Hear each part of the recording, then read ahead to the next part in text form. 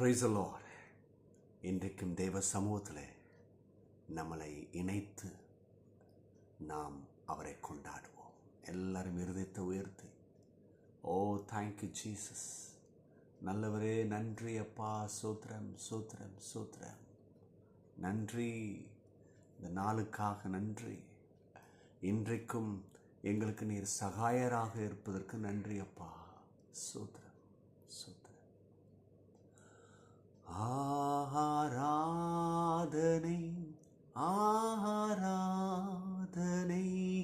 ஆராதனை ஆராதனை ஆராதனை ஆராதனை ஆராதனை ஆராதனை அன்பரேசுராஜனுக்கே,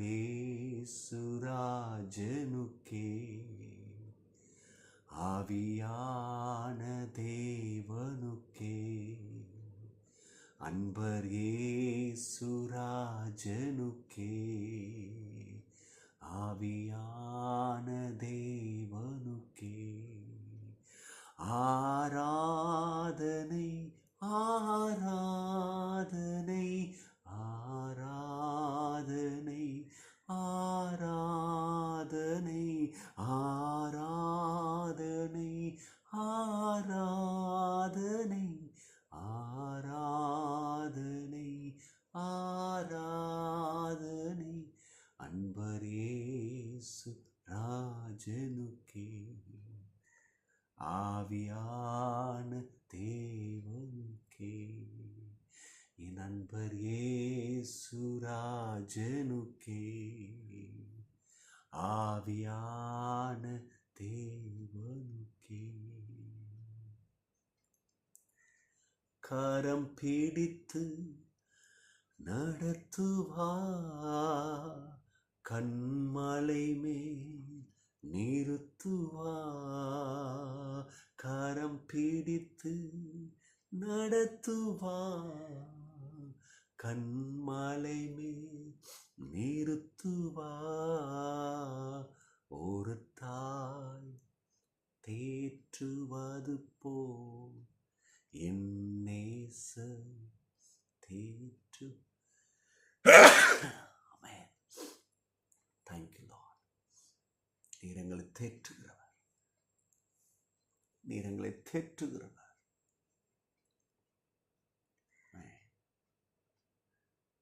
நீ மாத்திரம் போதும், நீ மாத்திரம் போதும், நீ மாத்திரம் போதும் எனக்கு.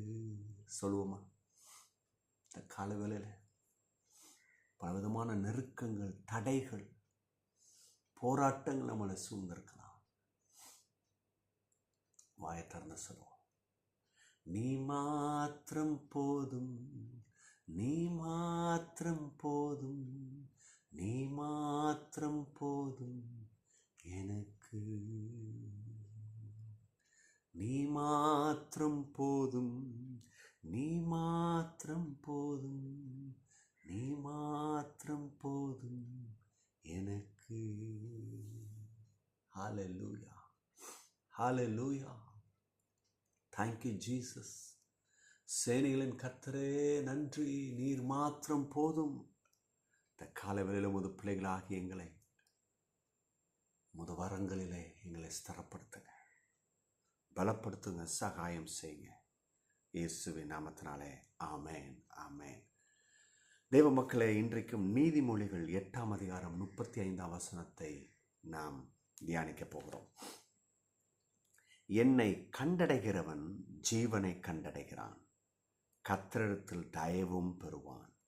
For whoever finds me find life and receive favor from the Lord. ஒரு முக்கியமான காரியம் கிறிஸ்தவ ஜீவியத்தில் இன்னைக்கு நாம் இயேசுவை கண்டடைய வேண்டும். இன்னைக்கு அநேகர் பாருங்க, எதோ பார்க்கணும், எதோ கண்டடையணும், எதோ சுதந்திரிக்கணும், எதையோ அடையணும்னு சொல்லிட்டு ஏகப்பட்ட திட்டங்கள், நல்ல திட்டங்கள். கர்த்தர் ஒன்றும் பொல்லாதவரில், நீ ரொம்ப ஒன்றும் ஆசைப்படாதன்னா ஒன்றும் சொல்லலை இல்லையா? ஆனால் நல்லா கவனிங்க, சில பேர் அப்படி போய் சில காரியங்களை கண்டடைகிறாங்க. ஆனாலும் அவர்களுடைய வாழ்க்கையில் கர்த்தர் இல்லை என்று சொன்னால் அது ஒரு பெரிய சுவரசியமாக இருக்காது. அது ஒரு வெற்றி உள்ள ஜீவியமாக இருக்காது. எதை வேணா அவங்க சம்பாதிக்கலாம், ஜீவனை நஷ்டப்படுத்தினா லாபம் என்ன? எனக்கு தெரியும் ஒரு நல்ல மனுஷன்,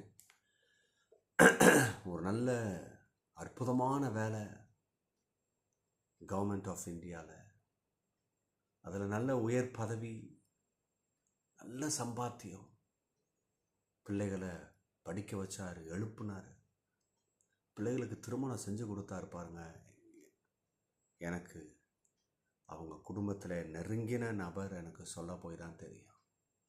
ஒவ்வொரு பிள்ளைகளுக்கும் அவ்வளவு காரியத்தை அவர்கள் செய்து கொடுத்துருக்குறாங்க.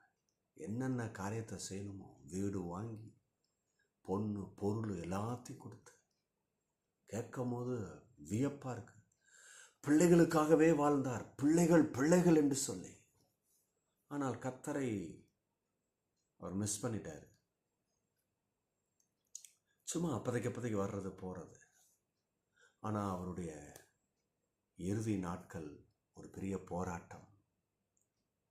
பிள்ளைகள் அவர் இடத்துல இன்னும் பணத்தையும் இன்னும் எதையாவது தான் எதிர்பார்த்தாங்க. பாருங்க, சில காரியங்களை எடுத்தே கொண்டார்கள். இது எங்களுக்கு வேணும், இனி உங்களுக்கு வயசாயிட்டு என்ன வேணும், எடுத்துக்கொண்டார்கள்.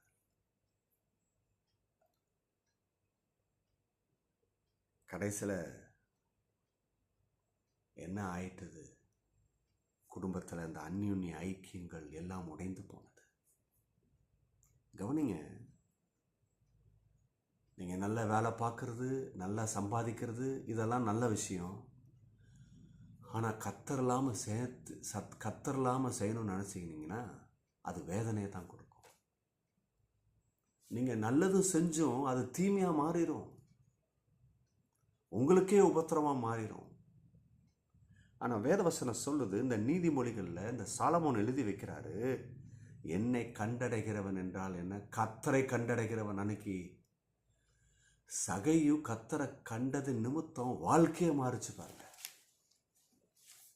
அநியாயமாக தான் சம்பாதிச்சான், எல்லாம் நம்ம பார்க்குறோம் பைபிளில்.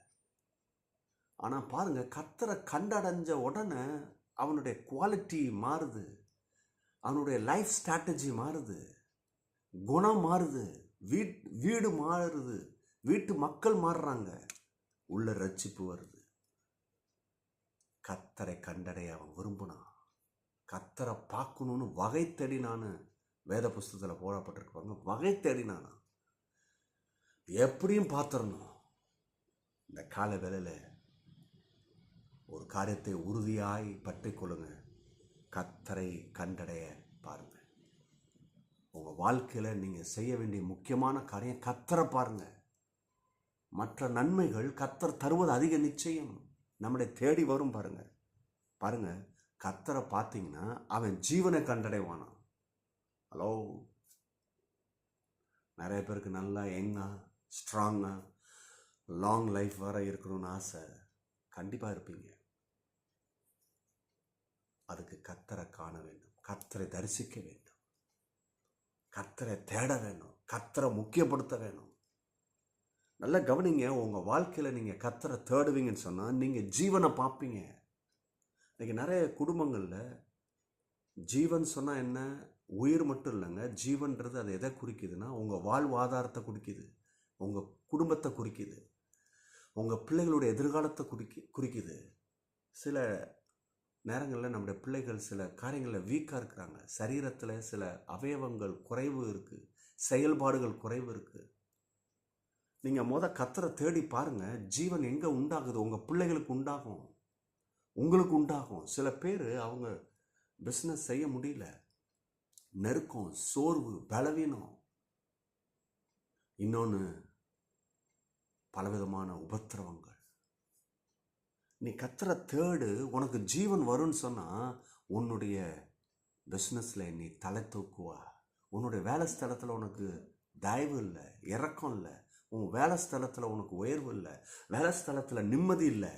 கர்த்தரை தேடு, நீ ஜீவனை கண்டடைவானா. அதுதான் பாருங்க, ஒரு சமாதானமான ஒரு வெற்றிகரமான வாழ்வு கர்த்தர் கொடுக்குறார். ரெண்டாவது, கர்த்தரை தேடும் போது என்ன நடக்குது இல்லையா? கர்த்தரிடத்தில் தயவை பெறுவான். And receive favour from the Lord. கர்த்தரிடத்தில் தயவு, ஃபேவர் வாங்குறான். பிரியமான தேவனுடைய மக்களே, இன்னைக்கு நம்ம கிறிஸ்தவ ஜீவத்தில் வாழ்கிறோம் பார்த்தீங்களா? இதுக்கு ரொம்ப முக்கியமான தேவை ஜீவன். நான் இப்போ அந்த ஜீவன்னா என்னன்னு உங்களுக்கு சொல்லிட்டேன். உயிர் மட்டும் நினைக்காதீங்க, உயிரும் தான். ஆனால் அந்த உயிர் வாழ்கிறதுக்கு இன்றைக்கி நிறைய பேர் பாருங்கள் வாழ்கிறாங்க, பரிபூர்ண ஆயுசு வரை இருக்கிறாங்க தான். பரிபூர்ண ஆயுசு வரை இருந்து நிம்மதியான வாழ்வு இல்லை. இன்றைக்கி சமீப காலமாக ஃபேமஸான சில இந்த ஸ்போர்ட்ஸில் ஃபேமஸான பீப்புள், ஒரு பெரிய ஃபேமஸாக இருந்த பிஸ்னஸில் இருந்தவங்க, இன்றைக்கி பாருங்கள் அவங்க நிலைமையை பார்த்தீங்கன்னா பார்க்குறதுக்கே பரிதாபமாக இருக்குது. சாப்பாடுக்கு கஷ்டப்படுறாங்க இல்லையா?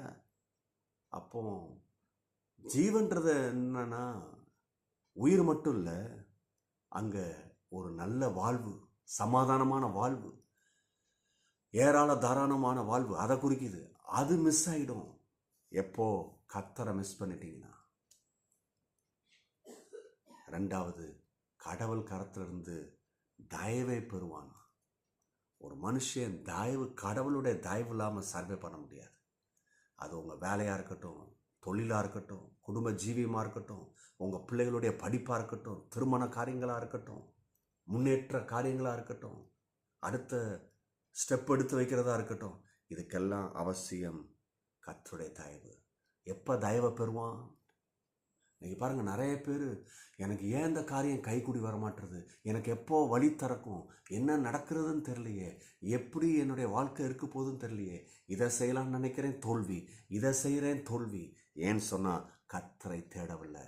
இன்றைக்கு கர்த்தர் அந்த காலை வேளையில் ஒரு மாபெரும் அழைப்பை கொடுக்குறார். அந்த அழைப்பை எடுத்துக்கொள்வோமா? ஆண்டவரே, நான் உம்மை தேடுவேன், உம்மை தரிசிப்பேன், உம்மை வாஞ்சிப்பேன் என்று சொல்லுங்க. நம்ம ஜீவனை பார்க்க முடியும், தயவையும் எடுக்க முடியும். கர்த்தர் இந்த வார்த்தைகளை ஆசீர்வதிப்பார். God bless you. அப்பா பிதாவே, இந்த வார்த்தைகளிலே சொல்லி பிள்ளைகளை ஆசீர்வதிக்கிறேன். வெற்றி எடுக்கட்டும். ஆமென், ஆமென். பை.